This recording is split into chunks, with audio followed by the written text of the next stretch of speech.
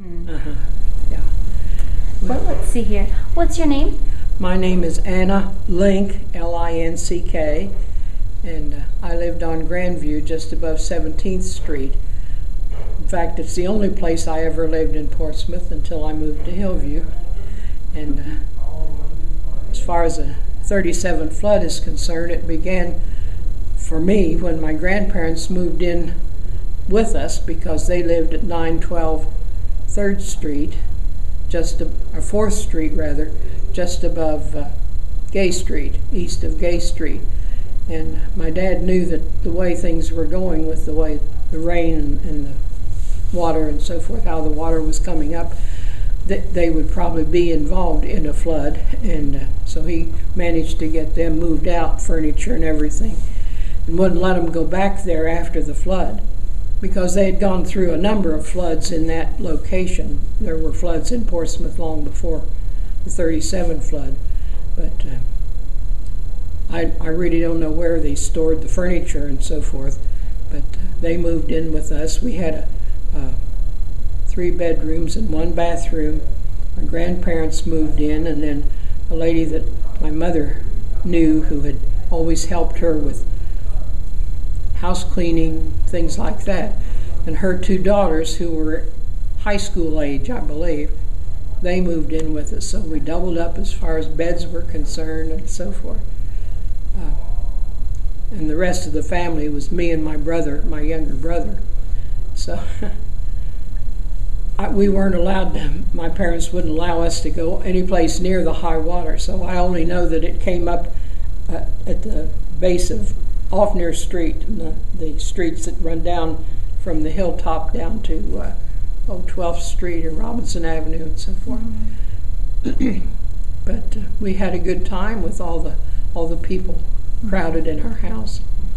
My great uncle, my grandfather's brother, didn't want to live with all those women around, so he stayed over in the Green Lawn Cemetery building, the office building. It's not the building they have now. It was a frame house, looked like a home, but my grandfather had been manager of the cemetery for a while, and so Uncle Jake stayed over there during the flood. He came to eat once in a while. Most of the time somebody took meals to him, and my cousins stayed with other friends on the hilltop, and they'd come over sometimes too, and we'd go to visit them during the flood.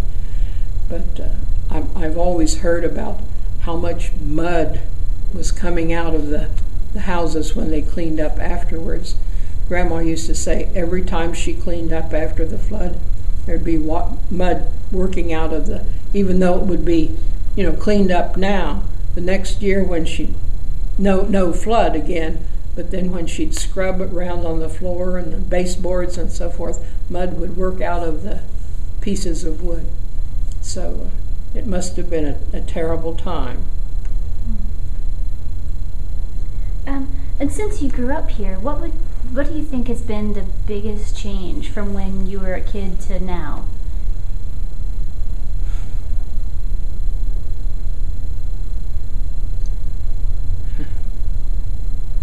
It's hard to say.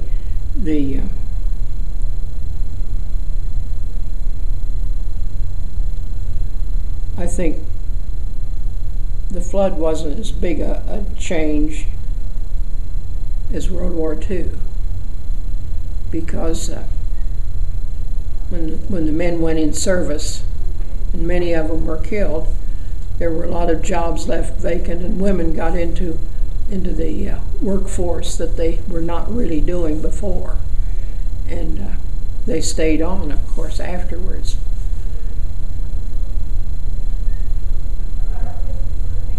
I graduated from PHS, the old high school building, in 1942, and got a scholarship to Miami University at Oxford and graduated there in 46. And then I thought I was going to be a school teacher because that had been Mother's job before she got married, because after they married, the teachers weren't allowed to teach anymore. They had to be single women. So But after 2 years at Miami, I came home in the summer. That was the first year of the war, and they were beginning to need people to fill in during vacations, because a lot of the fellows who were working in the newsroom were either being called up in service, or they were going on vacations and they needed somebody to fill in for them. So I worked the first summer for almost any kind of job except sports. I never was any good at sports. Reporting and so forth. And came back and worked at the Times every summer then after I graduated. After got my bachelor's degree at Miami, I went to Ohio State for 1 year in what they call communications now. It was just journalism then. But I went back to the Times, and it's the only place I ever worked for about 40-some years till I retired. And then after a few years living at home alone, I moved here at Hillview and sold my house. So it's, but I really think the war and the change in employment for women was the biggest change in Portsmouth. Of course, since then, of course, all this, what do you call it? I can't think of the word for it now. All the jobs that have been outsourced to foreign countries has made an awful business here in Portsmouth and all over the country, really. What was you working at the Times? What was the favorite thing you ever got to do there? Oh my! I got to go along with Bill Burns and cover one of the trips that. I can't say his name. The movie star that came from Duck Run. Roy Rogers. That's what happens to old age. Memory just kind of. When Roy Rogers came back 1 year, they had a big trip and so forth. And I went along with Bill Burns, who was one of the old-time reporters at the Times, to cover that trip. And then later on, I was sent by the Times to go to Columbus to interview Roy when he was staying in one of the hotels up there. It must have been a show that he was appearing in.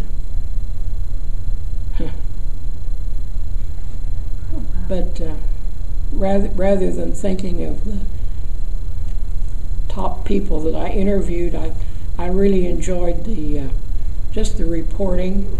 I mean, in my land, I wrote hundreds of obituaries, and for a while I was state editor. At least that was the title.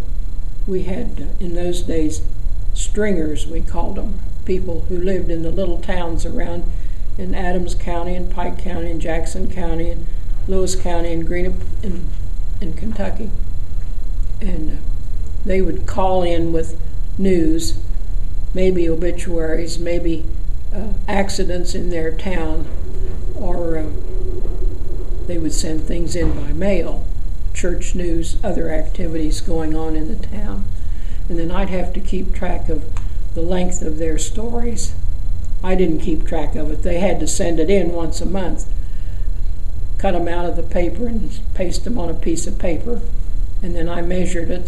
They were paid so much per column inch. I don't remember how much now.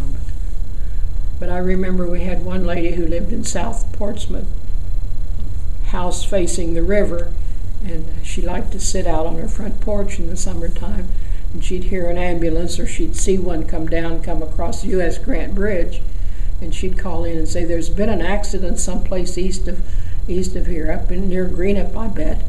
And then she'd expect to be paid for the story about the accident, although I'd have to do the calling to find out where it was.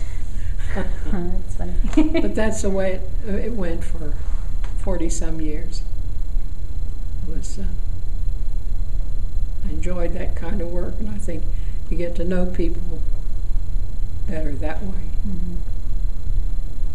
Well, we're going to keep these recordings at the library. Anybody can come and see them. Do you have any sort of life advice or anything that you would like to let people know? I'm still single. I never managed to get a man or a family. My brother died 3 years ago, and don't have hardly any family around here now at all. So my relatives, his family is all up in Minnesota, and I don't get to see them very often. But this is kind of interesting, and I think it'll be fun to see what other people have to say about the flood and the war and so forth. Thank you for talking with us. I appreciate the chance to talk. Oh. I'm not a very good speaker, but Not true. I used to use a typewriter a whole lot better than anything else.